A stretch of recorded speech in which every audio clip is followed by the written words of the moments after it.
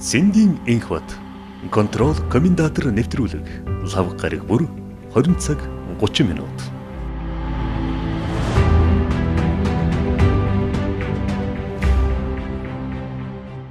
Сайн байцгаана эрхэм үндэт үзэгчтэй. За commentator нэвтрүүлгийн ээлж дугаараар бас Монгол улсын нийгэм улс төрийн эдийн засгийн хөгжлийн асуудлаар ярилцахаар бид нар студидтэй Монголын бас улс төрийн намын 3 дахь хүчний төлөөлөл. За Монгол үндэсний арчсан намын дарга Баян-Жагалын Цогтөргөлийг урьж ирүүлээд байна. Та сайн байна уу? Сайхан зүсэж байна уу? Сайхан зүсэж байна. Сайхан зүсэж байна уу? Сайхан зүсэж байна. Энэ улс төрийн намын одоо төлөөлөл бас анхудаа оролцож байна. Тэгээд энэ утгаараа танаас Монгол улсын бас улс төрийн одоо тогтолцоо энэ улс төрийн тогтолцоо нийгмийн хөгжилд одоо эрхнүүлж байгаа тухаас бас сонирхъя. Та бол бас 1990 оноос хойш бас энэ арчлалын үйл явцад бас шууд болоод шууд бусдаараа оролцож ирсэн. Одоо өнөөдөр ингээд энэ нийгэм бол бас энэ сүүлийн 28 жил, сүүлийн 30 жилийн үйл явцыг бас хүмүүс бас нэлийн шөөмжлөлтэйгээр харж байна л да юм. Яг бол ард иргэдийн амьдрал таарав. За 1990 онд одоо ярьжээс уриал оодсон бүх хэрэгжүүлэгчсэн зүйл бүгдээр одоо ингээд нэг юм хэрэгцсэн байгаа учраас одоо энэ шүүмж тандаад байгаа. Тэгэхээр эндээ та ямар дүгнэлт хийх бол? За 1990 оны одоо цагаан морин жилийн хувьсгалагдчихсан ерөнхийдөө Монголын бүхэл ард түмний хүсэл эрмэлзэл байлаа шүү дээ. Тий, хүлээж ирсэн бай. Нэг тийм нэг л их сайхан одоо диважин төрөх юм уу те. Нэг их сайхан амьдралд одоо хүрэх юм байна. Хөгжил сэнглийн манлай төрөх юм байна гэсэн. Ийм гордлого тэгээл бүгдээрээ л энэ арчлалын төлөө байсан. Яг өнөөдөр ингээ харах юм бол арчлал гэдэг нь өөрөө магадгүй арчсан намын ч үйл яригч юм шиг те. Нөгөө хэсэг нь одоо арчлалын эсрэг байсан юм шиг ингэж одоо улс төрчин ингэж өрнөөд өөрөөр хэлбэл нийгэм тийм суур ойлголтыг өгөөд ш. Гэтэл тэр үеийн процесс бол өөрөө ерөөсөн Монголын ард түмний нийтлэг хүсэл зорилго байсан. Харамсалтай нь өнөөдөр яг цаг хугацаагаар за хэдийгээр манай сонгуулиучин 4 жилээр явдаг ч гэсэн 4 жилээр дүгнэх ерөөсөө ямар ч боломжгүй. 10 жилээр бүр 20 жилээр өнөөдөр ингээ 28 жилийн дараа гэдэг эргээд харах юм бол ерөөсөө амьдралд энэ нийгмийн амьдрал тийм чанарын өөрчлөлт ерөөсөө байхгүй байхгүй. За тэр яаж одоо хийж чинь чанарын өөрчлөлт? Чанар гэхээр ер нь аливаа нийгмийн хөгжилгээ тэгвэл оюун санааны хөгжил, соёлын тэ нийгмийн хөгжил, эдийн засгийн хөгжил, за иргэний нийгэм одоо энэ арчлалын хөгжил иж бүрэн харж үзэхсэл тэрнээс өнөөдөр бид нар зөвхөн юу гэдэг одоо энэ баригдсан сайхан өндөр байшин юм уу эсвэл гоё сайхан машинууд юм уу брэнд дэлгүүр нээгдснээр энийг хөгжилгээд үзэх ямар ч болцоо. Яагаад тэгэхээр эн чинь өөрөө ерөөсөн нийгмийн 2-5% л нялцдаг гэдэг. Нийт ард түмний амьдрал ер нь өмнөх үе манай хоёр нь яаваа гэдэг дээр илүү анализ хийх хэрэгтэй юм шиг байна. Тэгэхээр улс орны энэ явж ирсэн энэ нийгмийн амьдралыг дүгнэхээр хүссэн хүсээгүй энэ бодлого зөв байж үгүй. Бодлогыг хэн хөтлж явж өгдөг. Тэгэхээр манай төрийн чинь ерөн ч дэлхийн нийтээр төрүүдийг удирдах авч байгаа намууд толцсон байхгүй. Тэгэхээр намуудын хөгжил, намуудын дэвшил, намуудын төлөвшил гэдэг нь өөрөө улс орны хөгжлийн одоо нэг түлхүүр болсон байгаа. Тэгэхээр өнөөдөр бид нар нийгэм одоо хөгжөөгүй байна. Ерөнхийдөө хуралтанд олон салбар хуралтанд орсон байна. За мэдээж өнгөтэй юм зүйл байгаа боловч урт дүнгээр нь хараад цаашдын ирээдүйг нь харах юм бол ер нь Монгол маань нэг л гундав шүү дээ. Залуучууд нь дөрвөл те. Залуучууд нь дөрвөл ажил олигтой цалин орлого байхгүй, ахуй амьдрал ямар байна гэдэг ингээ харахаар бол тийм гэрлэгээ тийм баг л байх шиг л. Ер нь 90 онд бас хүмүүсийн итгэл найдар юунд байсан бэ гэхээр одоо энэ улс баян гэдэг асуудал ярьсан. Иргэн баян болно гэж ярьсан шүү дээ. Улсанч баян, иргэнч баян болно гэсэн. За хоёр дахь том асуудал бол ерөнхийдөө энэ төрөө дээдлийн намынхан дээр төрийг гаргая. За гурав дахь нь бол тусгай тогтмолын асуудлыг хүчтэй хэрэгжижсэн. Яг харахгүй тэр үед чинь бид нар нэг намын дарангуйлгээд нам төрийн дээр гарчлаа. Төрөө дээш нь гаргая гэд өөрөө чи хэлснээр. Тэгвэл өнөөдөр ямар вэ гэхээр нам биш, нэг нам биш, бүр нэг хэсэг намууд дээд талд нь гараад бүр төрөө зайдганд төгөлцсөн. Төрийг энийг бол төрийг эзлэн төрөн биелэх, төрийг булаах гэж нэрлэдэг байна. Ялангуяа зарим орнууд одоо энэ дэлхийн судлаачид, Европын зарим судлаачид их сайхан дүгнэлтүүд гарсан байл. Ер нь олон оронд энэ ардчил бол энэ орчлоо.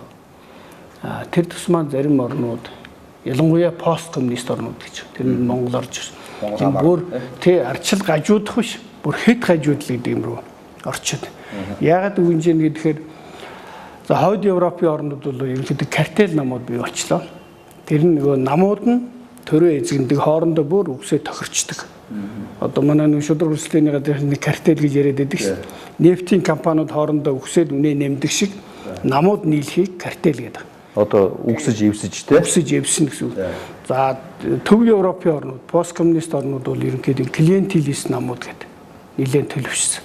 Энэ яаж юм гэхээр ерөөсөө эдийн засгийн болоод энэ өмч өвчлөлээр маш их хөрөнгөсөн улсууд дээрээс нь эдийн засаг эрчим хүчний нөөц одоо гол баялагын эзэд далд эдийн засаг гэж байна шүү. Бүр зөнхөлж байгаа. Тэдний одоо захиалгат хүмүүс төрийг эзэлсэн.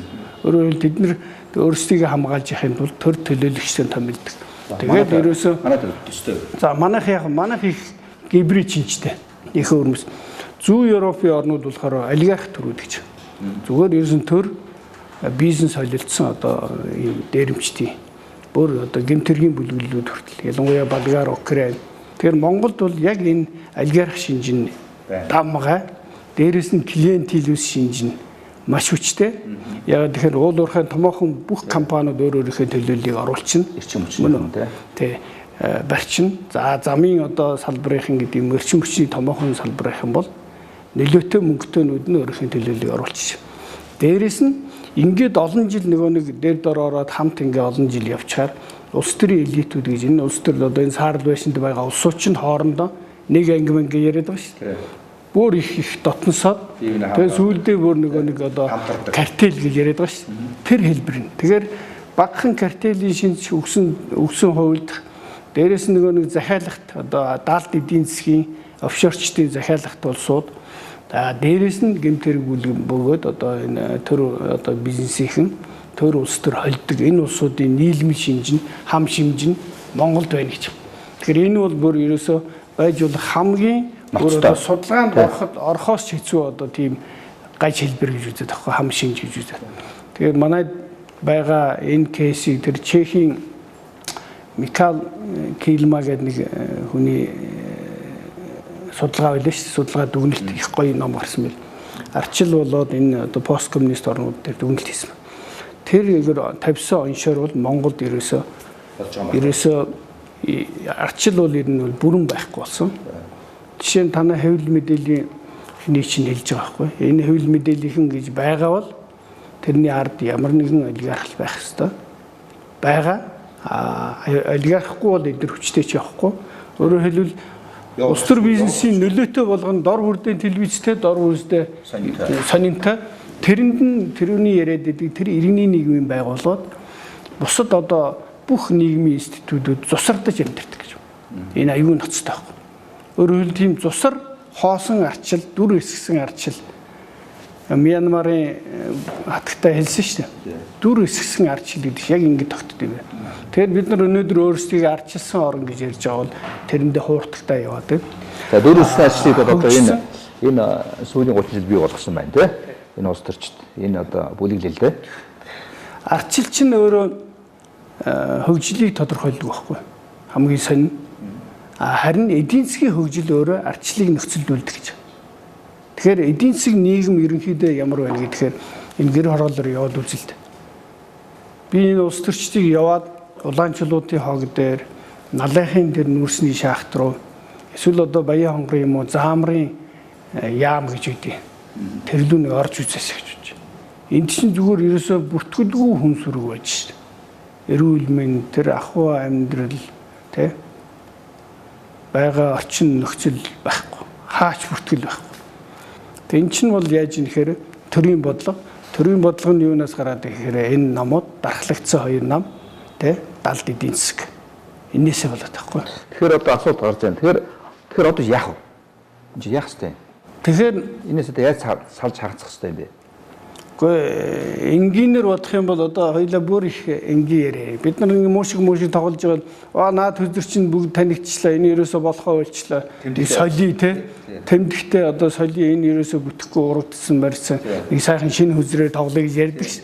Тэрэн шиг reshape хийх тий.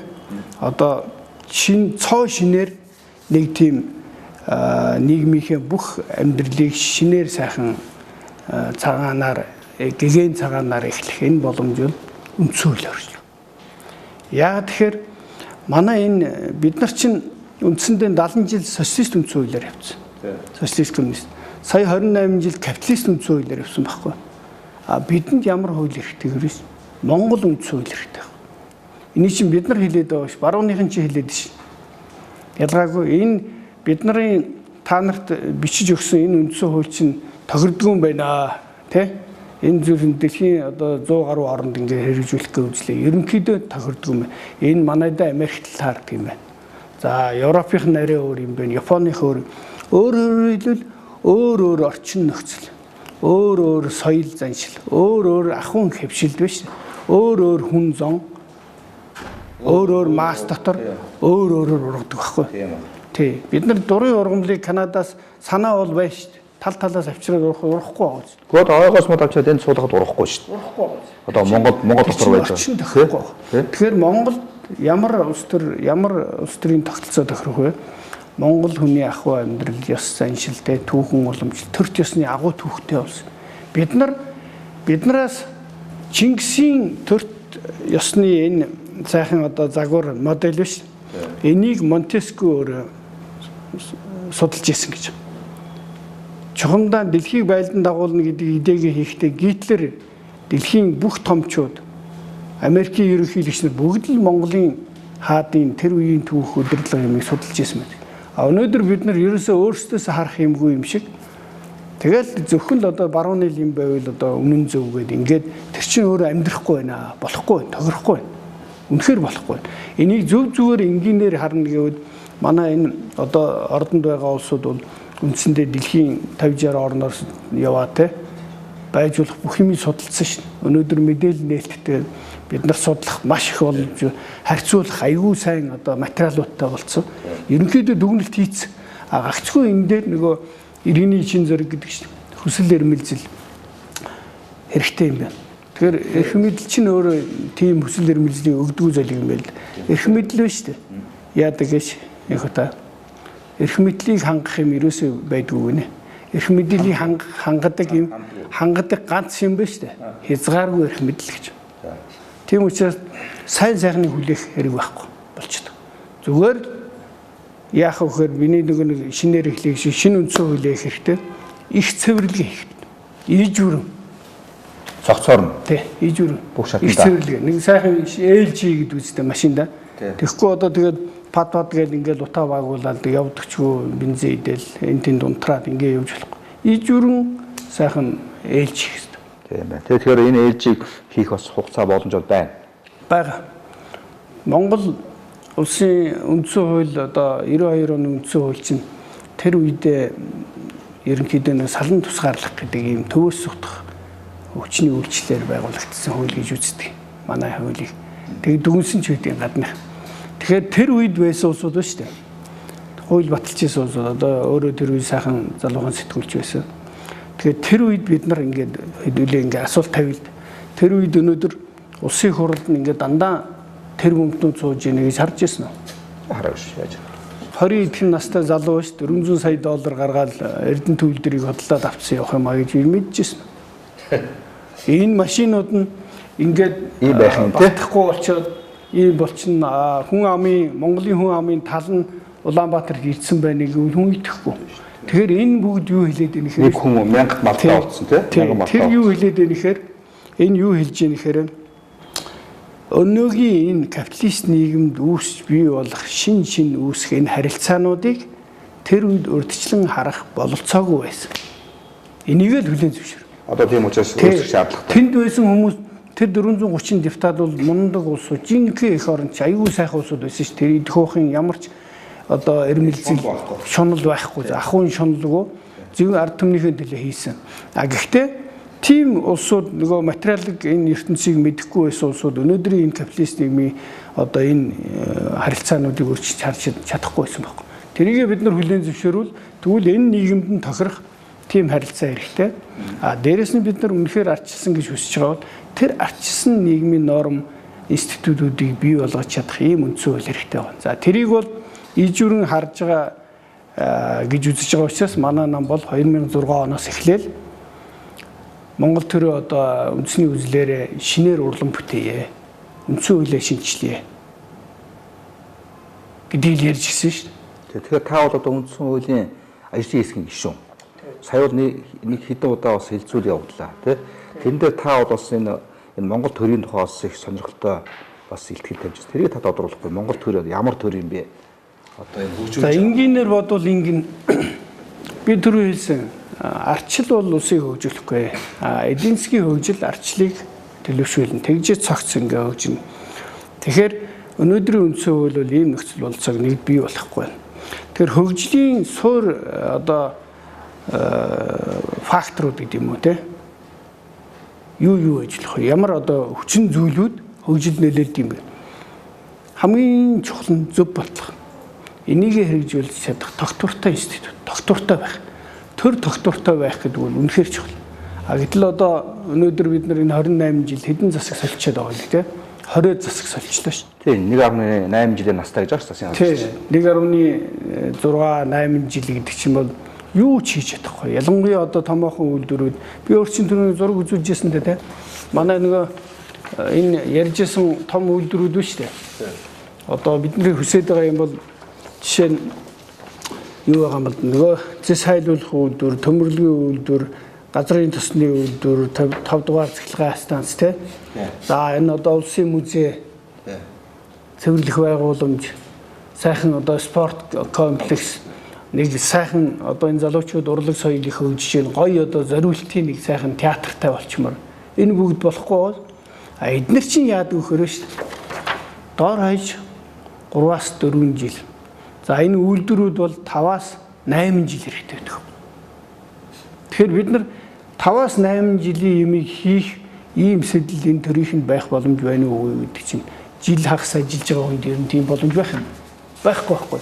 Би тэрийг одоо энэ жишээ би нөгөө энэ яамдуудын судалгаа хийгээд үзэхээр ийм байгаа юм л да.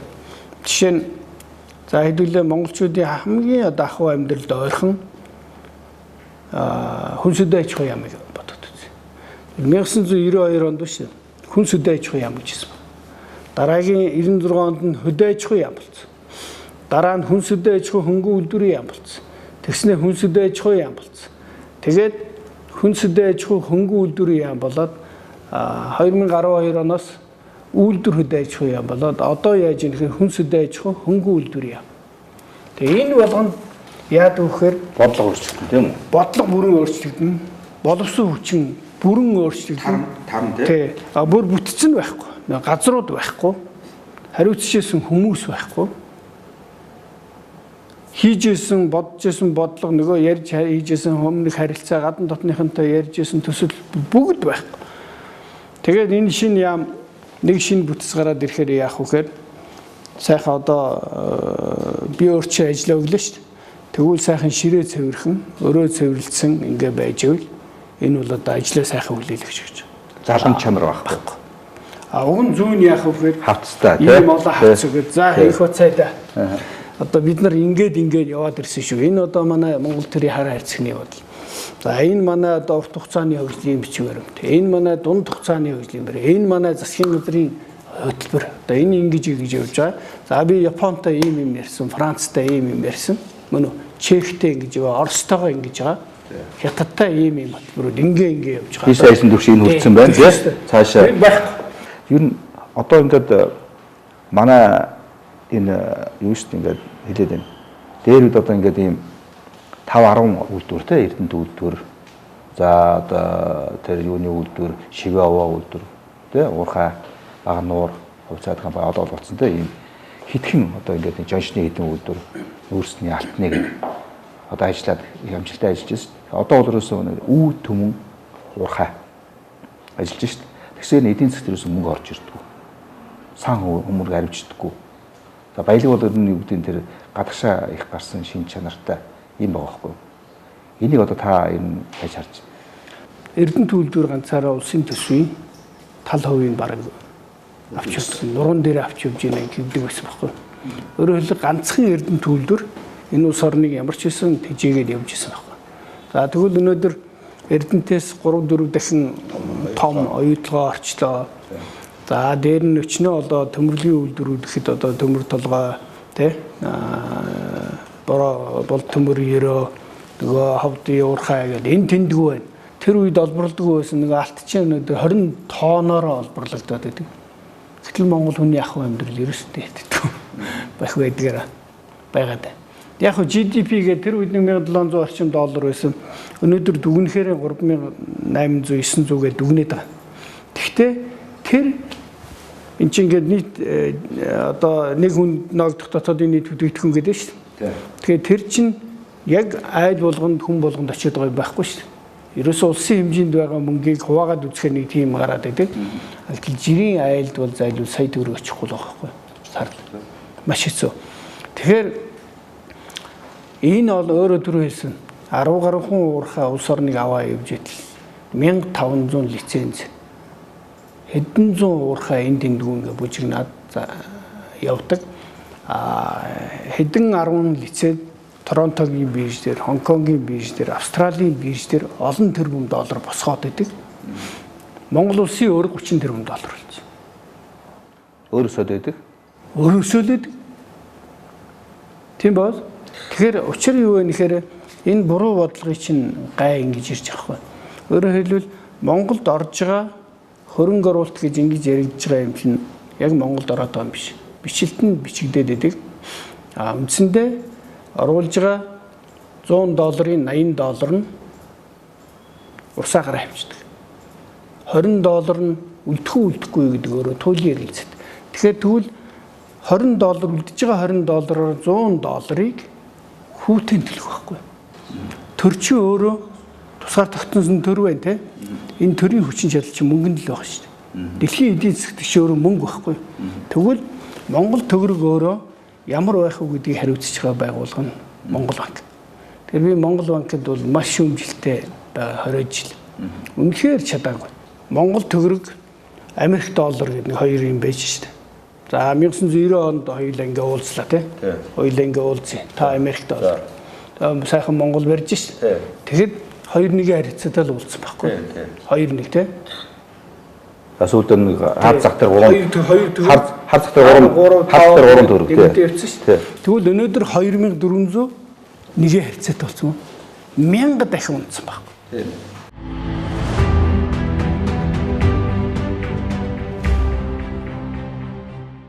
Ер нь бас Монгол үндэсний арчил намаас яг энэ институт болоод ярихт бол яг энэ хөгжлийн хүрдийг эргүүлцгээе гэдэг бас их юм бас цогц бодлого гаргасан байна.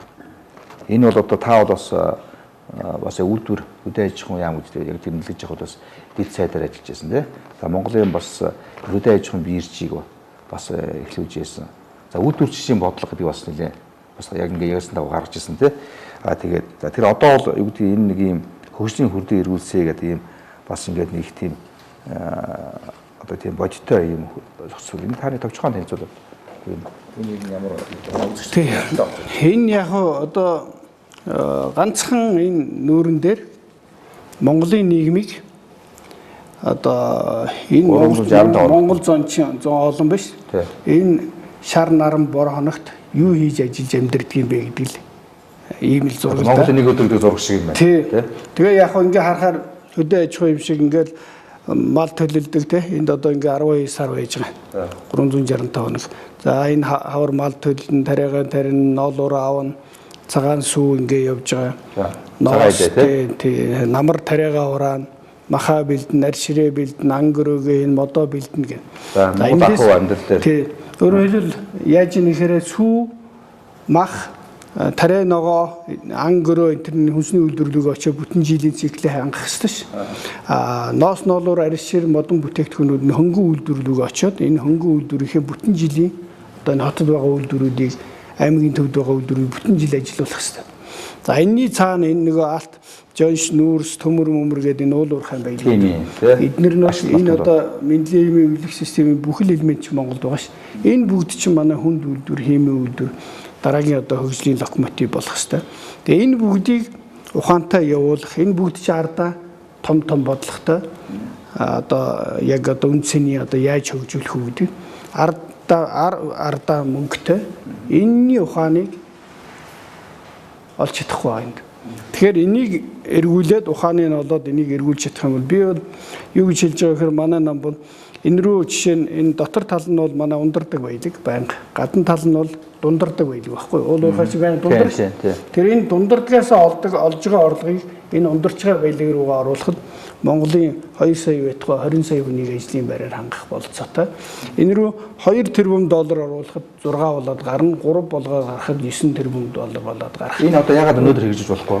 Энэ ийм одоо эргэж бутсан бодлоготой ийм тогтворгүй засагтай байхад бол чадахгүй. Энийг үйлдвэрлэлд аж ахуйн яамд байхдаа өчнөө хүмүүст ярьсан бүгд ойлгодог.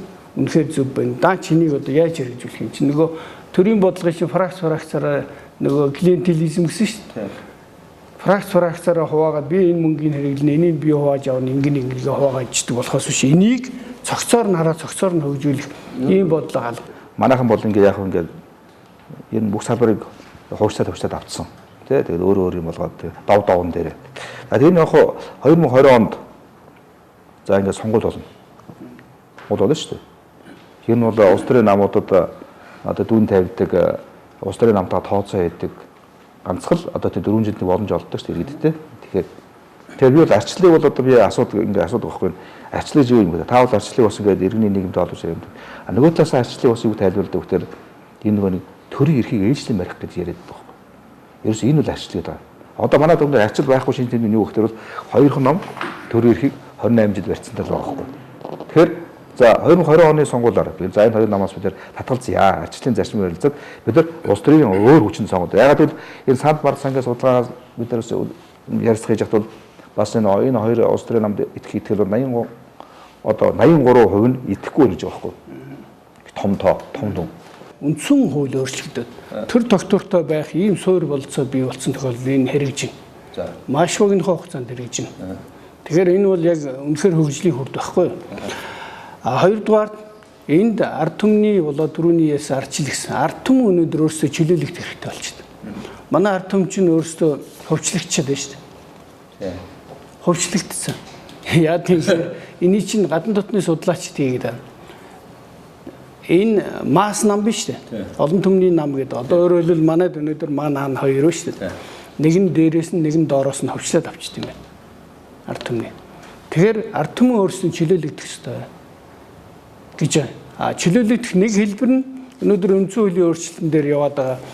Энэ орон нутгийн амьдрал гэдэг чинь одоо сая ярьдаг бидний зүгээр л одоо аж ахуйн амьдрал байхгүй аж ахуйн өдөрлөг орон нутгийн өөрөө өдөрлөх ёс. Тэрлүү нам орцсон байгаа. Энийгээ болчих ёстой.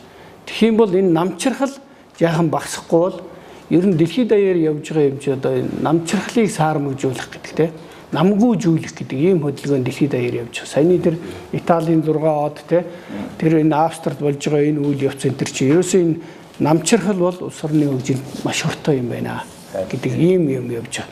Тэгэхээр ард түмэн өөрөө чи хэлдгээр нөгөө сонголт хийгээд 2020 онд хийнэ гэдэг нь өнөөдөр үндсэн хуулийн өөрчлөлтийг маш сайн дэмжих ёстой. Дээрээс нь их цэвэрлэгээ хийх ёстой.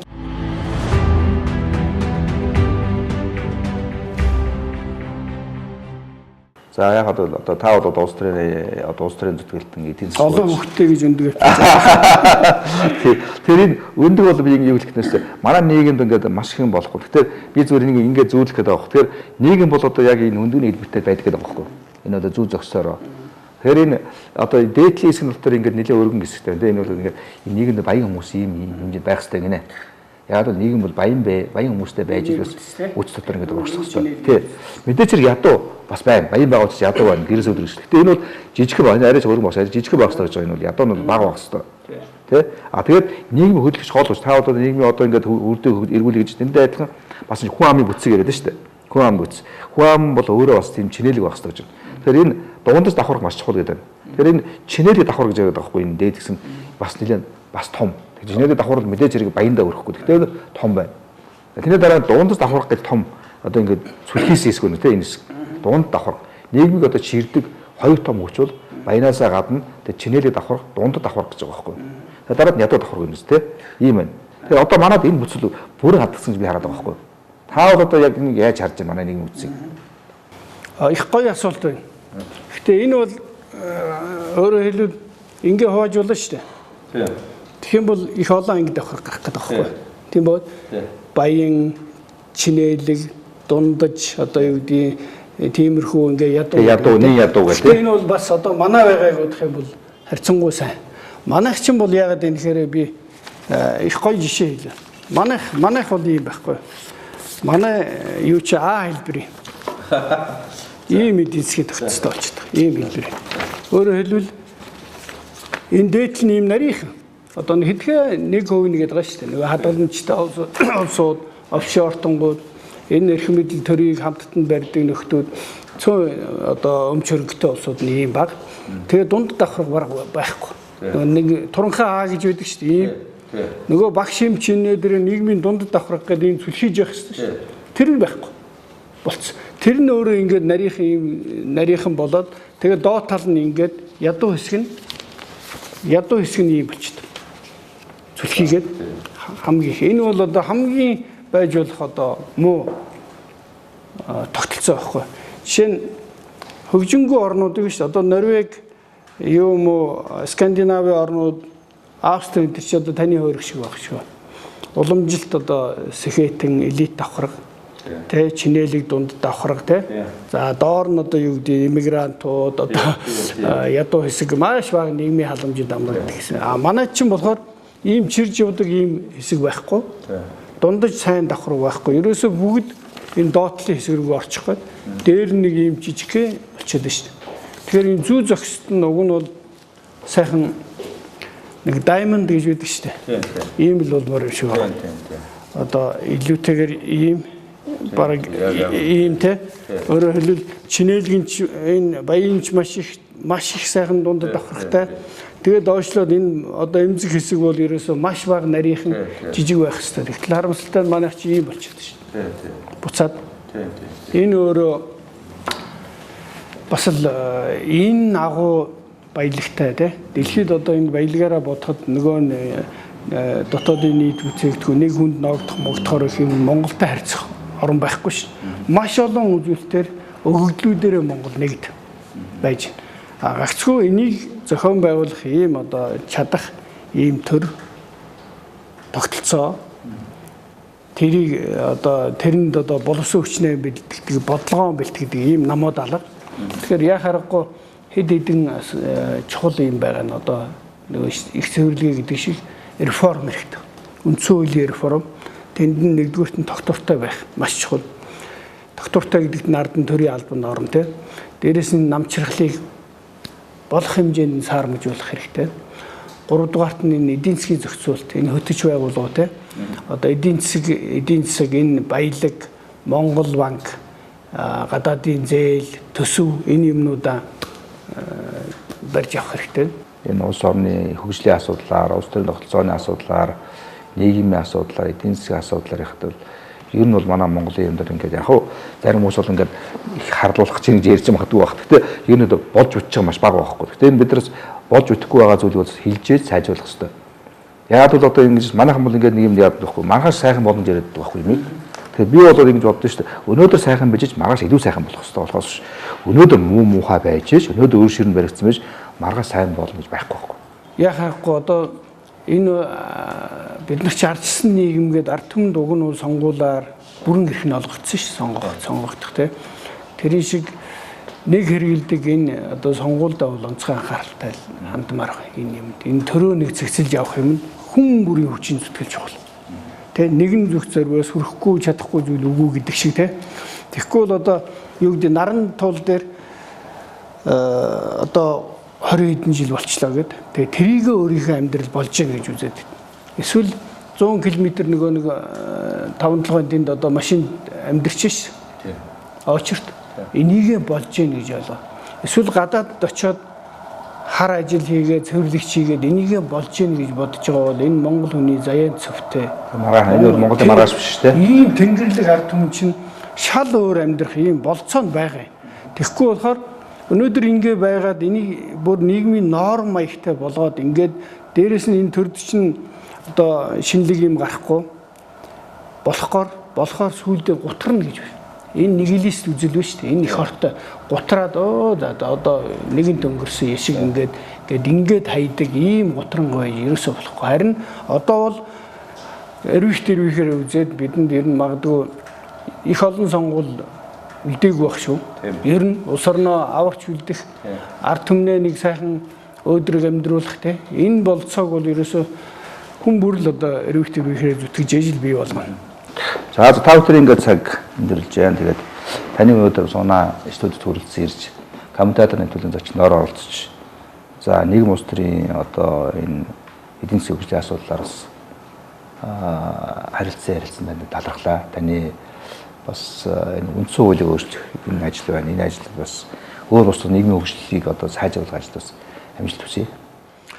За баярлалаа. Одоо Монголын телевиз сэтгүүлчүүд олон жил одоо зүтгэж байгаа ийм одоо нэр хүндтэй сэтгүүлчтэй ийм чухал асуудлаар тэгээд тусмаа өөрөө ингээд бас нэлээд тийм хөгжүүлэх маягтай байна гэдэг чинь өөрөө би бас одоо сэхэтнүүд энэ болохгүй байна гэдгийг одоо сэрчний одоо тод илэрлэж ингэж харж байгаа шүү дээ. Нэг үсэг нийгмийн сэхэтнүүд чинь нөгөө нэг өнгөрсөн нийгмийн шокнд бол утопо гэж үзээд шокнд орцсон.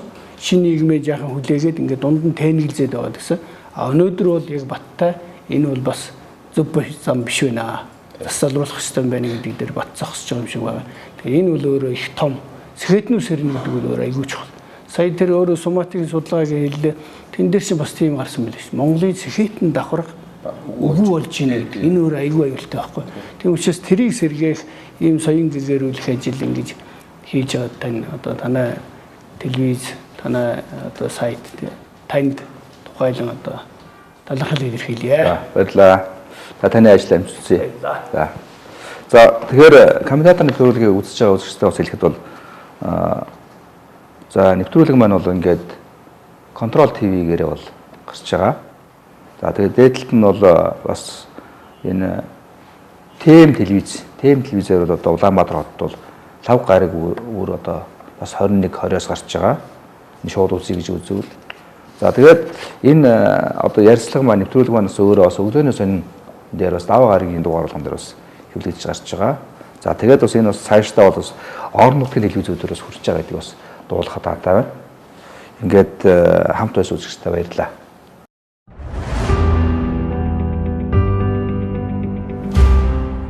Ц.Энхбат контрол комментатор нэвтрүүлэг лав гараг бүр 20 цаг 30 минут.